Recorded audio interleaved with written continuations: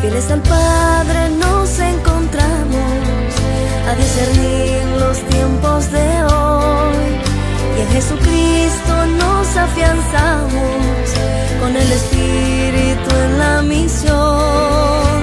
50 años peregrinando van las ovejas tras su pastor, su voz profética resonando, es necesaria la conversión.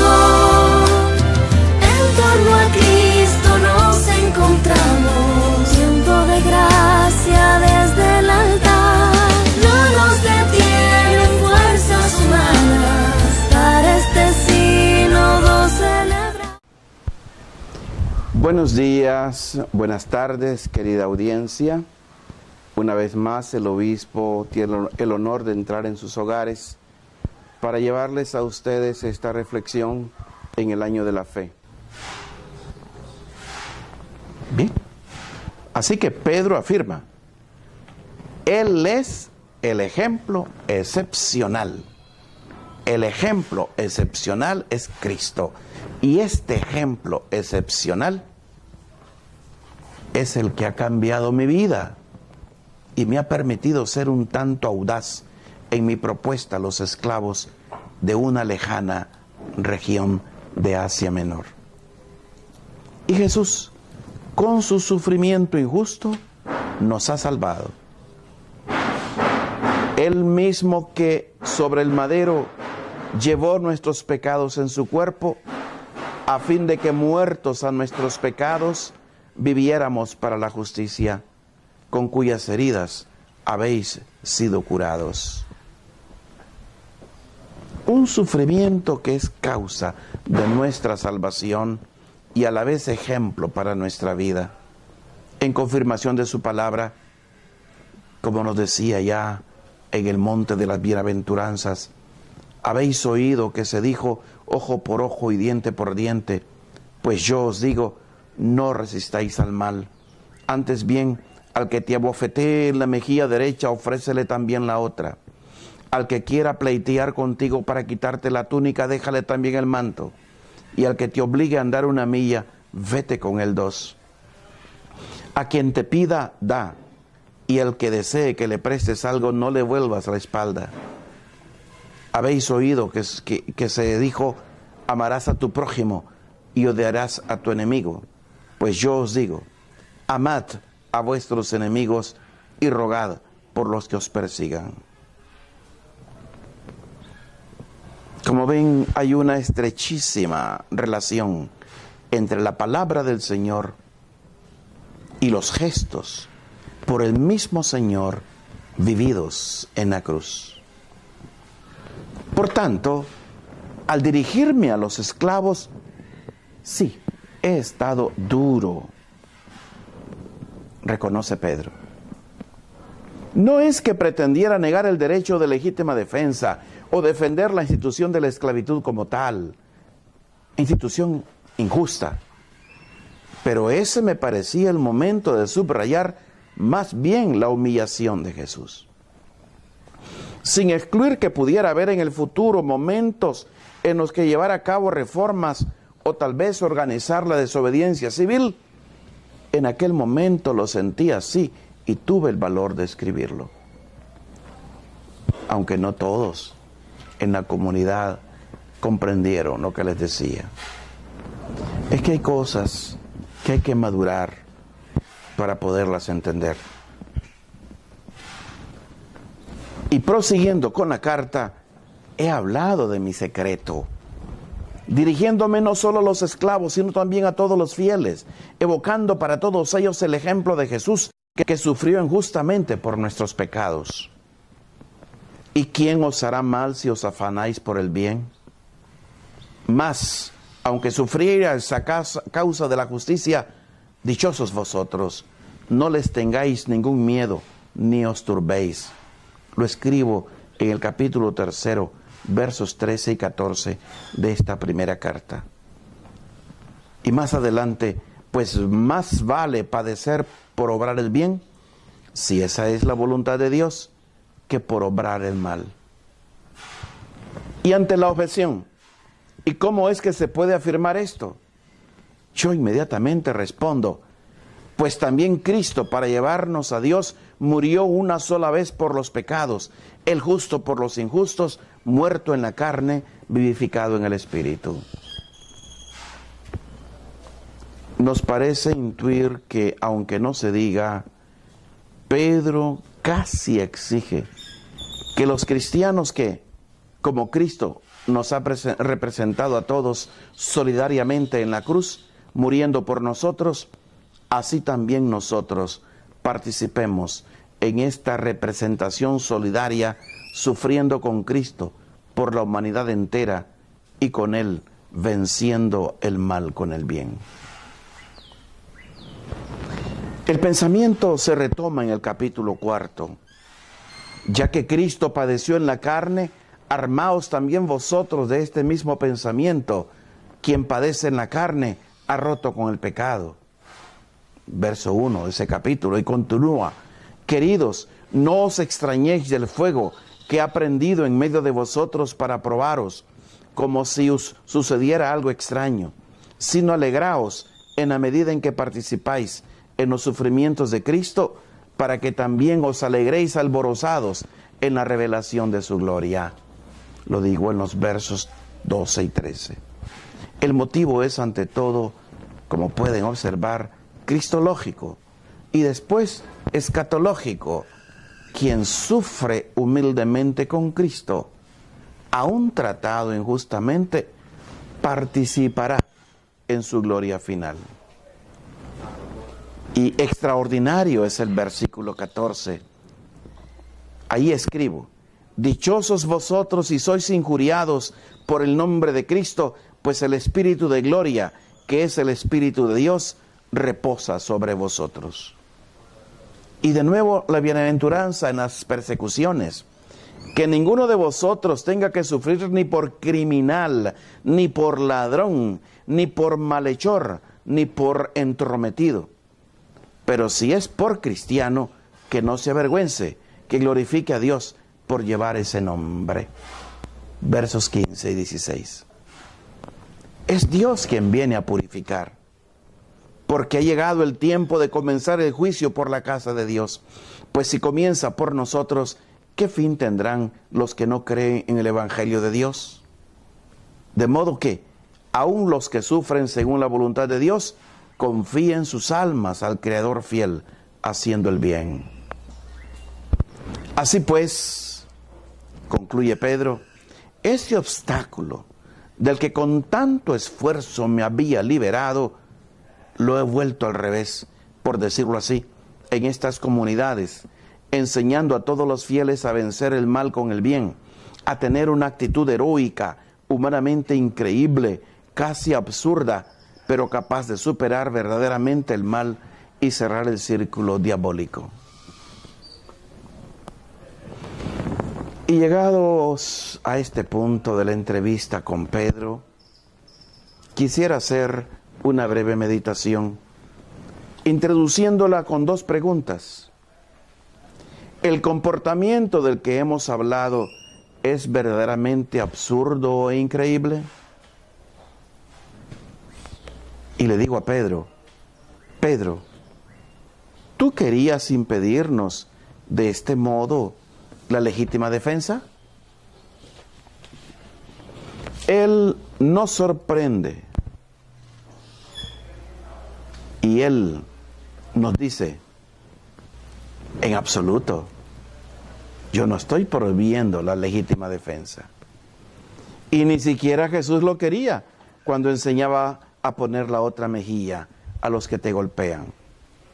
Ni siquiera Él lo hizo en el proceso ante el sumo sacerdote y abofeteado por un guardia en una mejilla dijo, si he hablado mal, declara lo que está mal, pero si he hablado bien, ¿por qué me pegas? Lo recoge nuestro hermano en el Colegio Apostólico Juan, en su capítulo 18 del Evangelio, verso 23. No estamos, pues, ante preceptos rigurosos, matemáticos. Más bien estamos ante la indicación de una heroicidad máxima, mediante la cual el mundo es derrotado, la violencia y la injusticia son vencidas desde su raíz.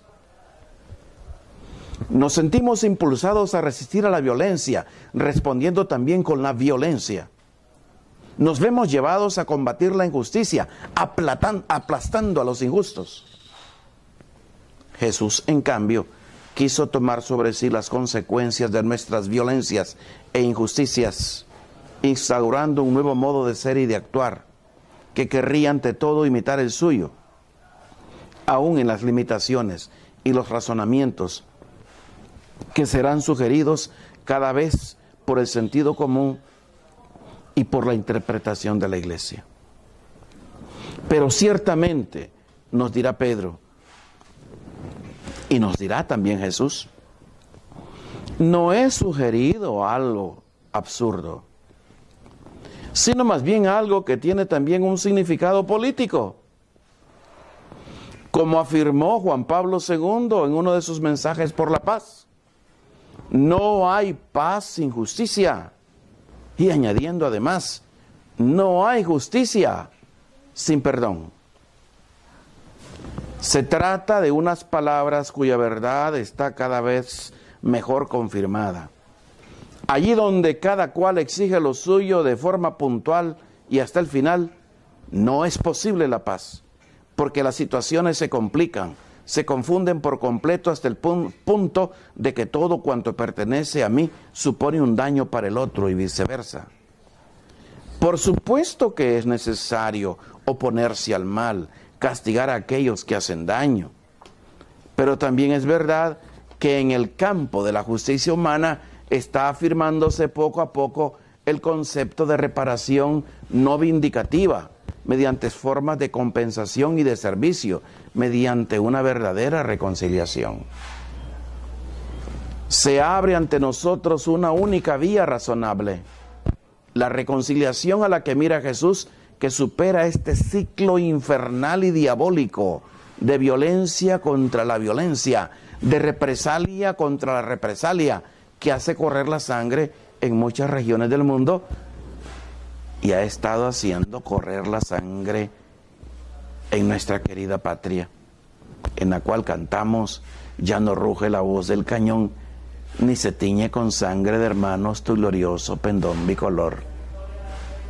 Pendón bicolor que ha dejado de ser blanco para teñirse de rojo. Pedro nos invita además a referirnos a ejemplos cercanos a nuestros tiempos. Uno en particular, por ejemplo, el de Nelson Mandela, un hombre manso y humilde, según he leído, que con su autoridad ha sabido devolver la reconciliación a una situación como la de Sudáfrica, gangrenada en la violencia. Y traigo el ejemplo de Nelson Mandela justamente porque cómo cunde en muchas mentes la tentación de la violencia ante la violencia de Estado. Así pues, Pedro lo subraya con fuerza. La enseñanza de Jesús no era tan paradójica y absurda. Actuaba en lo más íntimo de la conciencia para desactivar la mecha de la violencia destructiva en sí misma. No quería crear ningún desorden, no quería impedir la legítima defensa, pero deseaba hacernos reflexionar que en ciertos casos es necesario un acto heroico para comenzar a volver del revés, las situaciones enfermas por la violencia y por la injusticia. Pidamos también para nosotros en este día, hermanos que me escuchan, o mejor, que han escuchado las respuestas de Pedro, pidamos para nosotros la gracia de sortear el obstáculo y tal vez incluso la gracia de superarlo. Solo de este modo se origina una existencia nueva según el Evangelio en un mundo herido, porque también en él podemos tejer los hilos que construyen una red de relaciones evangélicas. Es la única posibilidad que tenemos hoy de superar el estado endémico de violencia que amenaza a nuestro país. Tal vez ustedes que me escuchan no tengan el bastón de mando, ni nosotros tenemos el bastón de mando, y no podamos crear estructuras que impidan que la violencia armada vaya como tomando cuerpo en nuestra sociedad, traducida en violencia callejera, en violencia pandilleresca. El hambre es muy mala consejera, sobre todo para nuestros chavalos que quieren soluciones rápidas. Tal vez nunca se llegue a estas estructuras que impidan que se genere violencia en nuestra patria, porque siempre serán asumidas por una parte contra la otra. Pero podemos obrar al nivel de las relaciones para sanarlas una a otra. Creo que este es el camino evangélico. San Pablo nos lo recuerda así: el reino de Dios no es comida ni bebida. El reino de Dios no es tejitas de zinc, ni bonos, ni oportunidades pasajeras. Es decir, el reino de Dios no se trata de cosas externas, sino de justicia, paz y gozo en el Espíritu Santo. Pues quien así sirve a Cristo se hace grato a Dios y aprobado por los hombres. Procuremos, por tanto, lo que fomente la paz y la mutua edificación. Está en Romanos 14, del 17 al 19. Esta es la realización del reino. Todo esto es muy difícil de hacer comprender. No podemos hacer de ellas el objeto de un artículo de periódico, porque no se entendería. Pero nuestro modo de actuar puede hacer entender no solo su sobrenaturalidad, sino también su razonabilidad. Hermanos que siguen atentamente con afán de instruirse y de conocer más al Señor Jesús, de contemplar su rostro, les sugiero un pensamiento final en esta contemplación del rostro de Cristo. Les sugiero que se pongan delante de Dios y que dejen salir las dificultades que sentimos contra las palabras de Jesús y de Pedro. Digan claramente: Pedro, no te entiendo. Jesús, no logro comprender. Las palabras penetran en mí, pero no consigo entender su sentido y su valor. En una segunda pista de oración, pueden reflexionar, mis buenos oyentes, sobre si han vivido algo similar, si han vivido esa ganancia y esa radical inversión de las situaciones que un perdón concedido en una situación difícil es capaz de producir, o al menos si esta concepción del perdón los ha renovado interiormente y los ha ayudado a comprender mejor el Evangelio. Y finalmente, una tercera sugerencia, una tercera línea de oración podría ser la de orar por toda la violencia que hace correr la sangre por nuestras familias, por las calles de nuestra ciudad, por las veredas de las montañas. Orar por las injusticias que lo hacen oscuro y sombrío. Estas no serán nunca derrotadas ni por la lucha de clases, ni por formas de coalición bélica, como la violencia en los hogares. No será jamás derrotada con la exaltación de un género sobre el otro. En cambio, podrán ser vencidas por medio de comportamientos evangélicos hechos habituales entre la gente. No conocemos bien cómo sucederá esto, pero estamos ciertos que allá donde esto se realiza, el reino de Dios está ya presente y se manifiesta. Que el Señor los bendiga.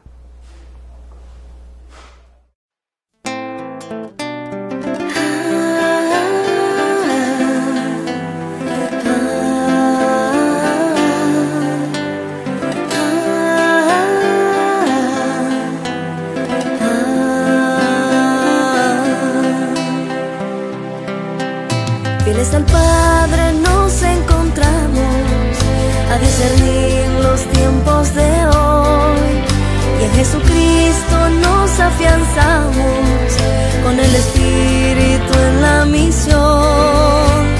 50 años peregrinando van las ovejas tras su pastor.